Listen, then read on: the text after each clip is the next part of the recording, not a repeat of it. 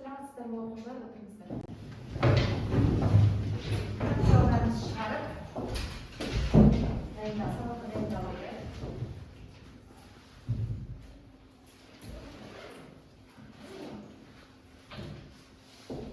Алдымен тапсырмасын тексеру мақсатында сіздерге ұяшықтар арқылы сұрақтар дайындалып келдім. Әрқайсыңыз бір-бірден таңдау арқылы сол ұяшықтардағы сұрақтарға жауап берейік. Өткен тақырыбымыз бойынша. Бірінші, көк ұяшықтағы сұрақты кім жауап береді? Абзал жауап бере ма? Денелердің қозғалыс энергиясы дегеніміз не? Денелердің қозғалыс энергиясы кинетикалық энергия. Жақсы. Келесі, солар ұяшықтағы сұраққа жауап берейік. Дененің импульсы деп нені айтады? Дене импульсінің векторы қандай бағытталған? Қалай бағытталған дене? Жақсы, кім айтады? Іңкәр айта ма? Дененің массасы мен оның қозғалыс жылдамдығының қиындысына тең болады. Ал дене импульсінің векторы жылдамдық бағытымен бағытталады. Дененің массасы мен оның қозғалыс жылдамдығының белгісі тең болады физикалық шама дене импульсы деп аталады. Дене импульс векторының бағыты жылдамдық бағытымен сәйкес келеді. Дұрыс. Келесі, реактивті қозғалыс сары қызыл ұяшықтағы сұрағымыз бар. Реактивті қозғалыс дегеніміз кім айтады? Абдулкарим айтады.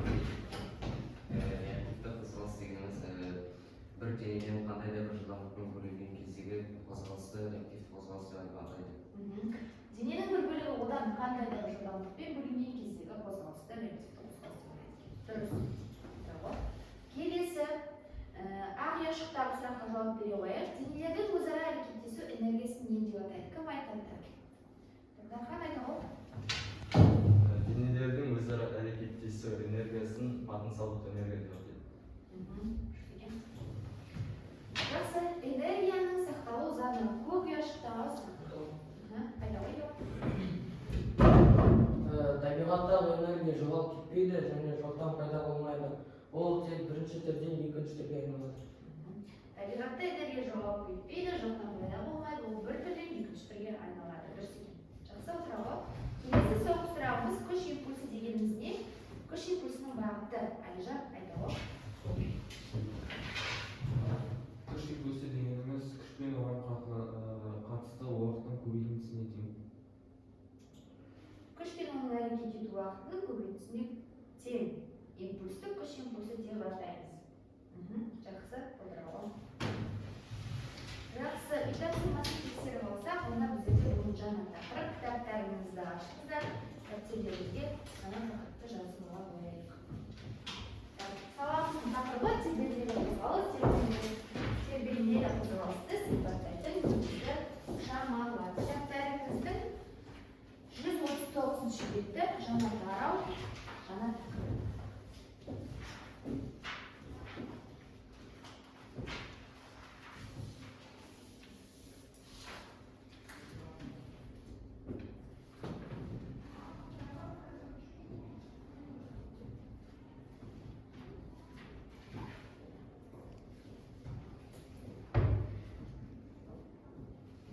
Жазып оқушылар, жазып алсақ, жаңағы үй тапсырмамыз бойынша бір-бір бағалап жіберейін мен сіздерге. Бірінші алдымен өзім бағалап жіберейін. Барлығыңыз да жақсы сұрақтарға жауап бергендіктен барлығыңыз да бір деңгейге жеті деген қойып шығайын. Әр тапсырма орындаған сайын сіздерге бағалап отыратын боламыз. Жақсы, тақырып жазып ба? Жақсы оқушылар, жаңа тақырыбымызды жазып алған болсақ, алдымен сабағымыздың мақсатымен таныстырайық. Бүгінгі сабақта біздер еркін және еріксіз тербелістерге мысалдар келтіреміз және формулаларды қолдана отырып, период, жиілік, цикл жиіліктерді анықтауға есептер шығарамыз.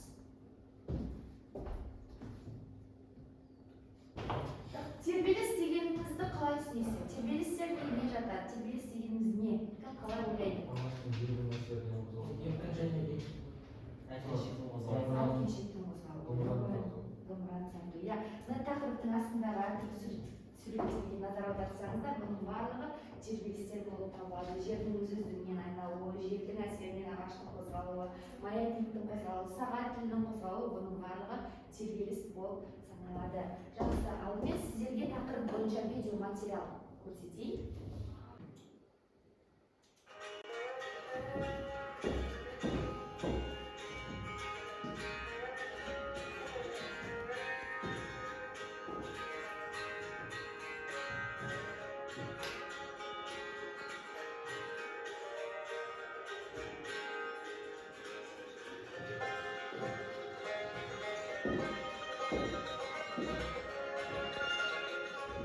Бұған дейін тербелістің амплитудасы өзгермейді деп қарастырдық.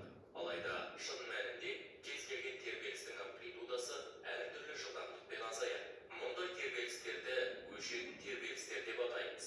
Тербелістің өшуінің себебі энергия шығындалуымен байланысты. Кейде энергияның шығындалуы аз болатыны сонша, оны қысқа уақыттық бақылау барысында байқай алмаймыз.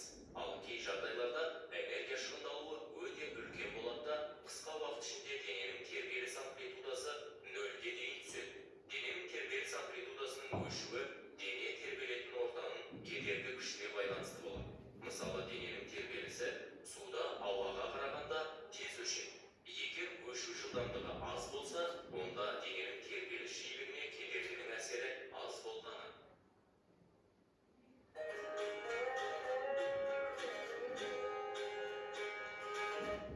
Серпімді дене тепе-теңдік күйінен ауытқығанда еркін тербеліс жиілігімен тербеле бастайды. Әртүрлі денелер әртүрлі еркін жиілікпен тербеледі. Жиілік тербелетін дененің массасына, серпімділігіне және көлемі сияқты параметрлеріне тәуелді. Денеге әсер ететін, периодты түрде өзгеріп отыратын күш әсерінен пайда болатын тербеліс еріксіз тербеліс деп аталады. Оның жиілігінің еркін тербеліс жиілігінен айырмашылығы, ол тербелетін дене параметрлеріне тәуелсіз болып келеді.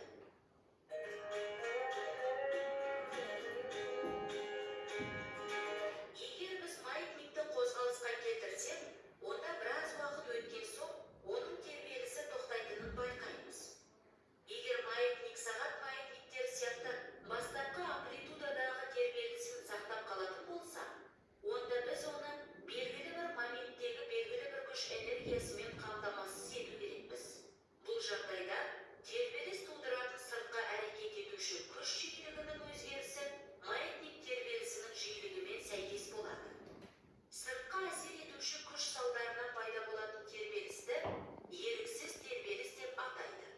Еріксіз тербелістер мен әсер етуші күш жиіліктері бірдей шамаға тең болады. Жақсы оқушылар, видеоматериалда біздер тербелістердің түрлерімен таныстық. Соған сәйкес кішкене пысықтап алайық, иә? Видеода көретінімізді. Жалпы тербелістерде дененің бір қандай уақыт аралығында дәл-дәл жылдап қайталанып отыратын қозғалысын тербелістер деп атаймыз. Тербелістердің негізгі шамалары олар тербеліс периоды, тербеліс жиілігі және тербеліс амплитудасы болып табылады. Тербеліс периоды дегеніміз дене қозғалысы толығымен қайталанып отыратын ең аз уақыт аралығы. Периодты біздер Т әрпімен белгілейміз, но бізде формуласы және өлшемділігі секунд болып. Яғни уақыттың тербеліс жасаған, қанша тербеліс жасады, соны санды біздер N әрпімен белгілейміз. Формуласы дәптерлерімізді ашып жазып алғанымызды. Ережесін жазып алғанымызды, формуласын, белгіленуін және өлшемділігін жазып алғанымызды. Тербеліс периоды Т әрпімен белгіленеді, өлшемділігі секунд.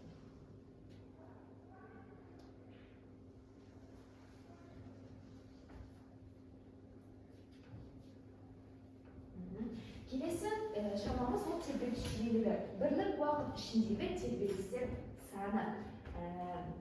Жиіліктерді біздер фи әрпімен белгілейміз. Формуласы периодқа қатысты формуласы және өлшемділігі герцқа тең.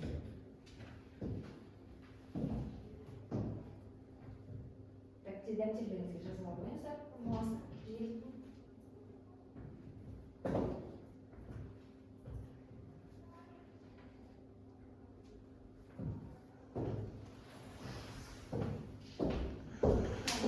Негізгі шамасы тербелісі амплитудасы. Амплитудасы дегеніміз дененің тепе-теңдік күйіне ең үлкен ығысуы. Амплитуданы А әріпімен немесе X әріпімен белгілейміз. Өлшем бірлігі метр болып табылады. Жазылыңыздар. Амплитуда.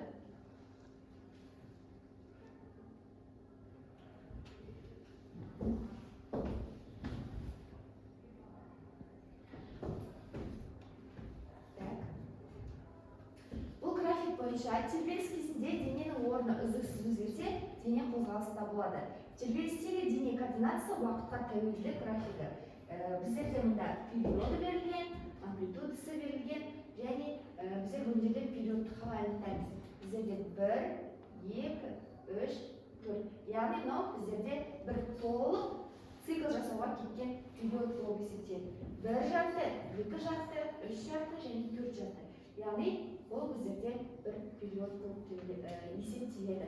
Ал мына жерде мына графиктің біздер амплитудасын анықтаймыз. Жақсы. Осында жаңа тақырыбымызды бекіту мақсатында сіздерге алдымен тест тапсырмаларын беремін. Сол тест тапсырмаларын орындап бір-бірімізді тексеретін боламыз. Жаңа тақырыпты қалай түсіндік, соны бекітіп алайық.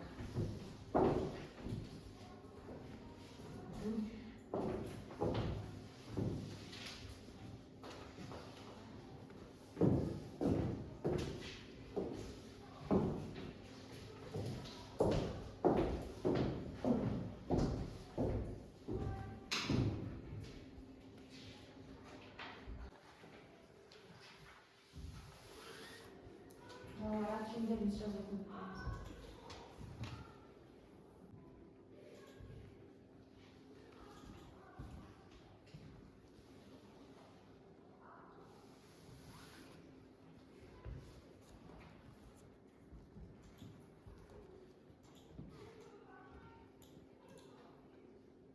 Жақсы, ұқсап тест тапсырмаларын орындап болсақ, бір-бірімізбен көршілерімізбен алмастыра қояйық. Және тексеріп, жауаптарын айта қояйық. Алсақ па?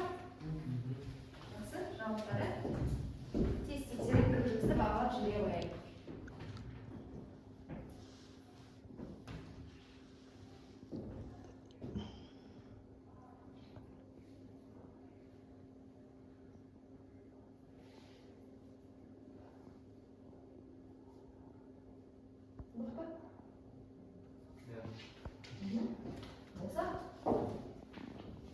Әркім неше балл жинады, сосын қандай бағаға бағалайды?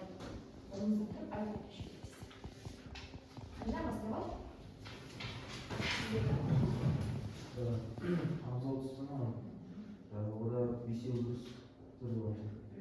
Нешеге бағалайсың? 6, 7, 8 деп бағалайық. Келесі абзал. Мынада Алишансы, оның 5 дұрыс түрі бар деп. Қалай бағалайсыз? 8 дұрыс бар. 8. Мұнда? Мен өзім тест сұрақтарымды дәлмен ауыстырдым. Дәлімді 5-еу қате. Ол 5-еу дұрыс, 3-еу қате. Жақсы, қандай баға қоясыз?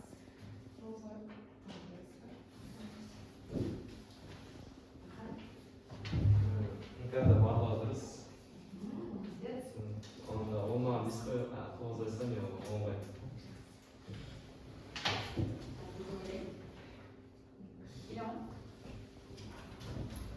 Бұл количество оның ар 6408.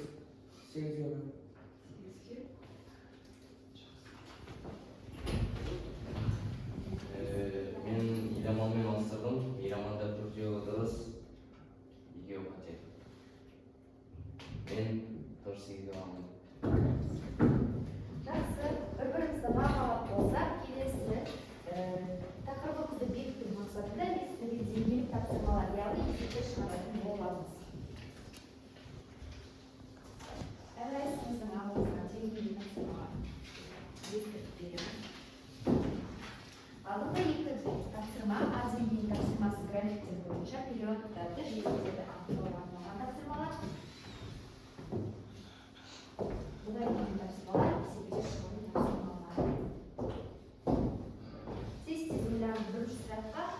жауап беріп кетуге болады. График шығарып қойдым. Бірінші сұрақ. Біріншісін ашу. Иә, мына тақтадан айта қоюға болады, қайсысы не екен. Тербеліс периоды неше метр екенін айта қоюға болады. Сұрақты оқи қояйық. Сұрақтың бірінші А деңгейінің бірінші тақсырмасы. Дененің X координатысының уақыты тәуелдігінің графигі бойынша тербеліс периодын анықтаңыз. Ол Ана мен графикте тербеліс периодын қалай анықтап көрсетемін? 1, 2, 3, 4, 5, 6. Бір толық период нешеге тең? 4. Төртке тең. Сен бірақ отырған дейсің негізі 2-ге тең, иә? Жақсы отыра ғой. Келесі есепке кімді тақтаға шығарып есептеймін. Есеп бір деңгейдің есебі. Шығады ма?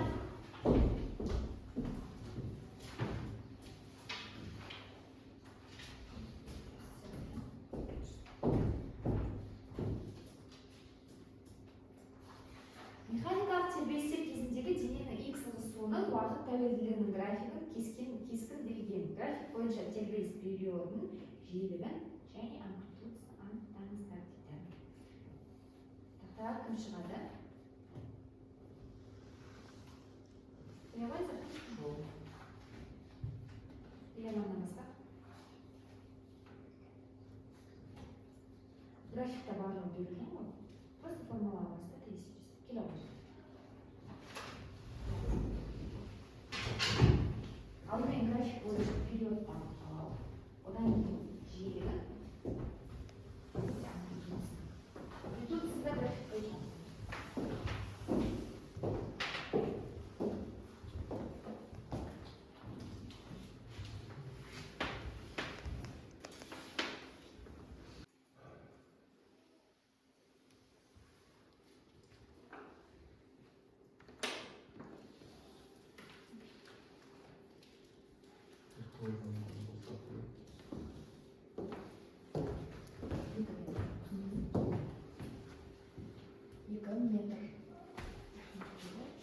Периодын нешеге тең бөлесің?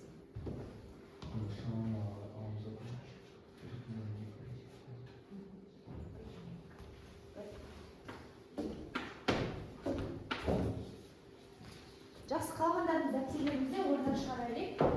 Түсінбеген сұрақтарымыз болса қоямыз.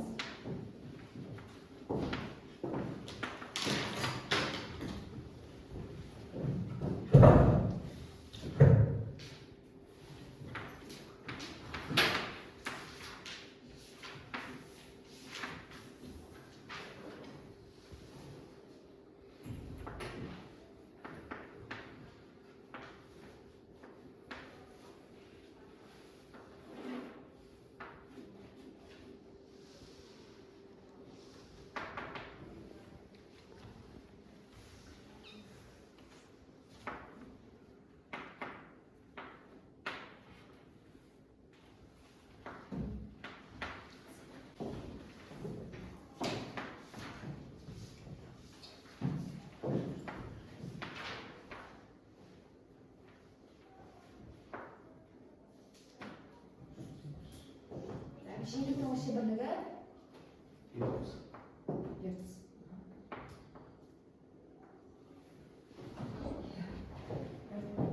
Барлығы да осы шығын ма? Дұрыс па? Жақсы. Браво. Келесі есепке кім шығады? Вот деңгейдің екінші есебіне кім шығады? Вот деңгейдің екінші есебі. Жоғалма. Келе қалды. Дата сызысы деңгейінің бірінші есебіне дайындалып отырмыз. Қалғандарымыз орындарымызға шығара береміз.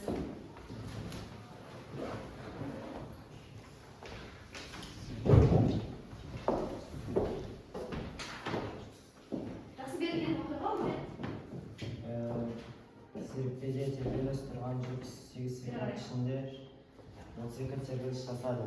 Тербелістің периодын және жиілігін анықтаңыз.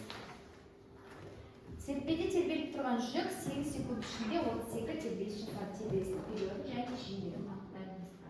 Осы жазуға берілген.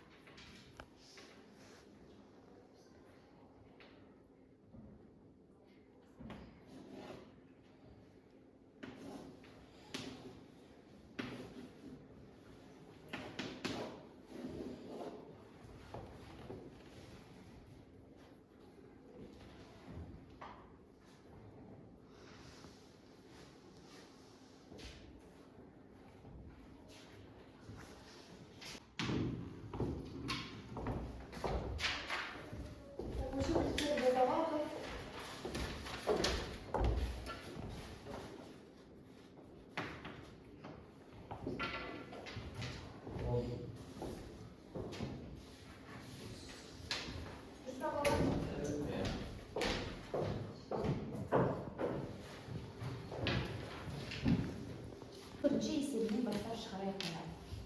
Бұл деңгейін есептен аяқтадық. Сіз деңгейін бірінші есебінен аяқтап шығарайық. Қайтадан жазып алыңыздар ма? Дұрыс па барлығы?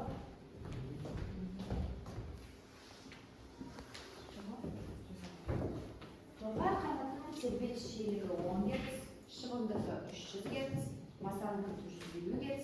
Олардың қанаттары 1 минутта қанша тербеліс жасайды?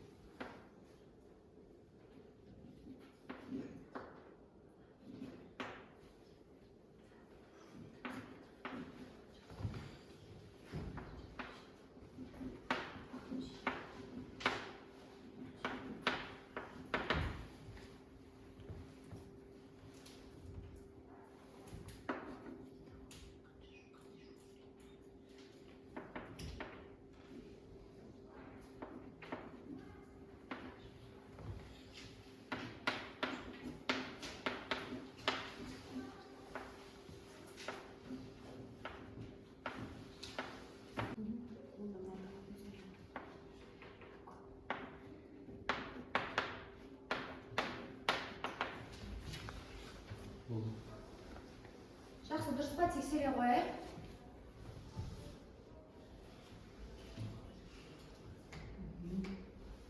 Әрқайсынікі бөлек есептейік, иә? Дұрыс па? Барлығымыз осылай ма? Жақсы, отырамын. Жақсы оқушылар, С деңгейінің соңғы есебіне кім шығады? Қалай өздерін келе оңға.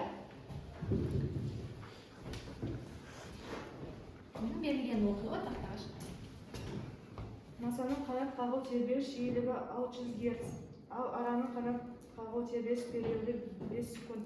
1 минут ішінде қай жәндік қанатын көп қағады және қанша көп қағады? Жақсы.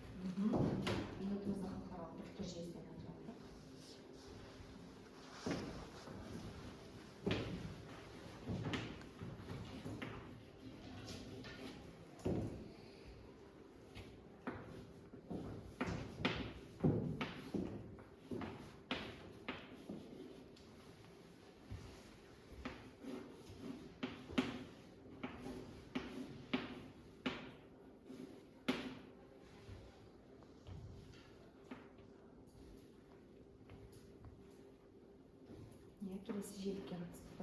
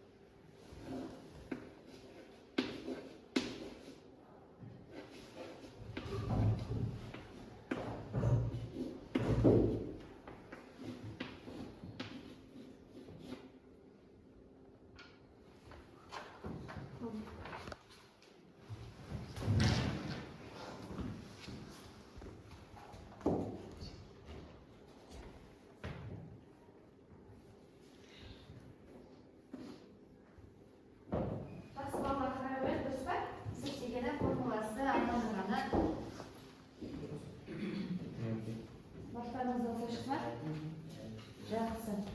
Жақсы, онда сабағымызды қорытындылай келе, соңғы тапсырма бойынша бір-бірімізді бағалап жіберейік. Содан кейін қорытынды қоямыз. Жақсы. Мен алтынайдай, сіздер барлықтарыңыз баға қойып алыңыздар, иә? Әлижаннан бастайық. Әлижанға бүгін сабағы бойынша қандай баға қоясыздар? 9. Тестте бір сұрақ қана қателік, иә? Жақсы. Келесі біздерде абзалды қалай бағалайсыздар? Бүгінгі сабағы бойынша. Абзал В деңгейінің бір есебін шығарды, және де тапсырмада бір қателік. Жақсы. Ынтарды С деңгейінің есебін шығарды, және тест тапсырмасы барлығы. Дархан.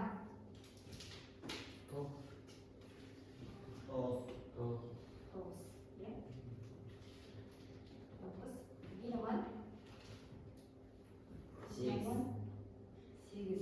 А деңгейінің бір есебін шығарды, және тапсырмаларда 2 қате болды. Және біздерде келесі бұл қиын.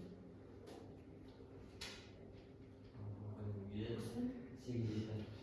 8 жетеді. 7.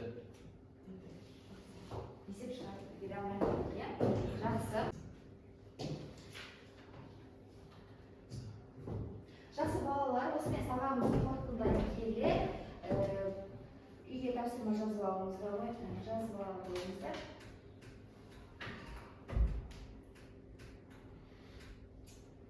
Үйге тапсырма 2 тақырыпты оқып келу және кітабымыздың соңғы бетіндегі, яғни 147-ші беттегі есеп жазып алсақ, сабақ аяқталды. Сау болыңыздар.